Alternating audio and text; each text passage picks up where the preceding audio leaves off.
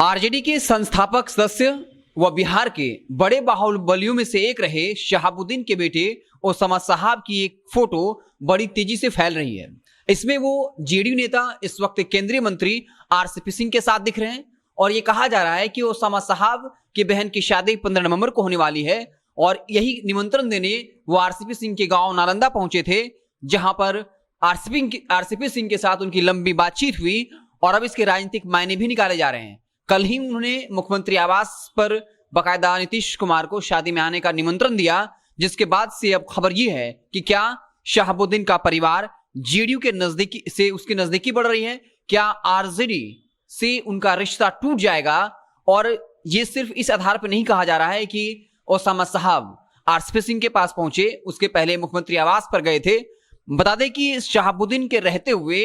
उन्होंने हमेशा नीतीश कुमार की तल्ख आलोचना की और हमेशा कहते रहे कि उनके नेता लालू यादव थे, हैं और रहेंगे। लेकिन शहाबुद्दीन की मौत के बाद दोनों के बीच, परिवार के बीच रिश्ता बिगड़ना शुरू हुआ था और लालू यादव, तेज यादव पर यह आरोप लगा कि शहाबुद्दीन के लिए उन्होंने उतना नहीं किया जितना उन्हें करना चाहिए था, क्योंकि शहाबुद्दीन आरजेडी के संस्थापक सदस्य थे और हमेशा लालू परिवार के बारे में सोचते रहे, उनके प्रति वफादारी निभाई। लेकिन जब शहाबुद्दीन की मौत हुई तो न्यायिक जांच के लिए आवाज नहीं उठाई गई, जबकि जीतन राम मांझी ने न्यायिक जांच की मांग उठाई थी। बता दें कि शहाबुद्दीन के परिवार का यह आरोप था कि जेल के जो जनरल डायरेक्टर थे उनके द्वारा शहाबुद्दीन की हत्या करवाई गई है। इसके अलावा जब जेल में उनकी तबियत खराब थी उस वक्त भी याचिका दायर की गई थी, उस वक्त भी लालू परिवार ने कोई बड़ा कदम नहीं उठाया। और शहाबुद्दीन के मौत के बाद शहाबुद्दीन के परिवार वाले और उनके समर्थक ये चाहते थे कि शहाबुद्दीन को दफन जो है वो सिवान उनकी जन्मभूमि में किया जाए,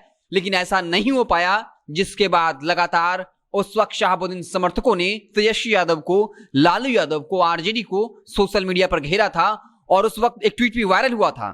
जिसमें ओसामा साहब के द्वारा ये बात कही गई थी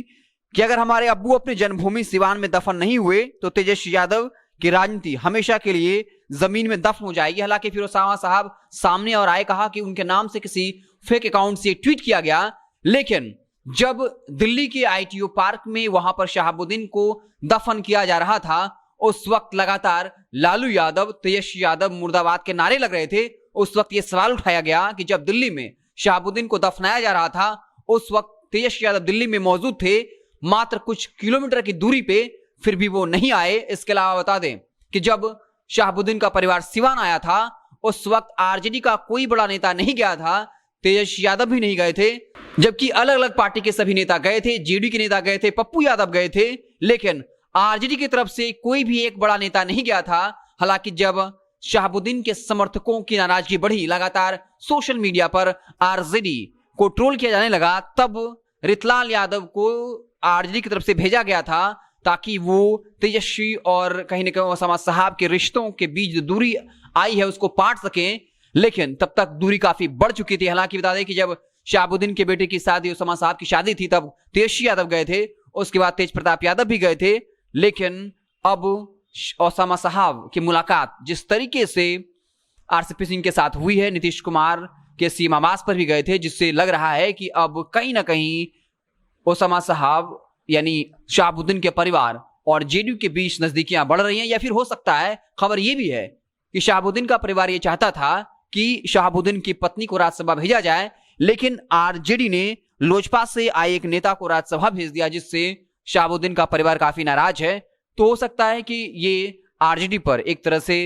पॉलिटिकल प्रेशर बनाने के लिए भी किया गया हो। लेकिन साफ है, शहाबुद्दीन जो लगातार नीतीश कुमार की आलोचना करते थे, पहली दफा ऐसा हुआ जब शहाबुद्दीन परिवार का कोई शख्स जो है, उनका बेटा जो उनका उत्तराधिकारी है, वो पहले नीतीश कुमार को उनके आवास पर निमंत्रण देने पहुंचता है और फिर आरसीपी सिंह के पास। और इस वक्त तुरंत ही उपचुनाव के नतीजे आए हैं और ध्यान रखने वाली बात यह है कि जब ओसामा साहब की शादी हुई थी उस वक्त निमंत्रण नहीं दिया गया था, लेकिन इस वक्त खुद ओसामा साहब निमंत्रण कार्ड देने पहले नीतीश कुमार के पास पहुंचे, फिर आरसीपी सिंह के पास पहुंच गए। वो तस्वीर वायरल हो रही है और इसके कई राजनीतिक मायने निकाले जा रहे हैं। आप देखते रहें जनता जंक्शन। जैसे ही कोई बड़ी खबर आएगी, कोई बड़ा पॉलिटिकल डेवलपमेंट होगा तो उसे हम आपको रूबरू कराएंगे। बहुत बहुत धन्यवाद।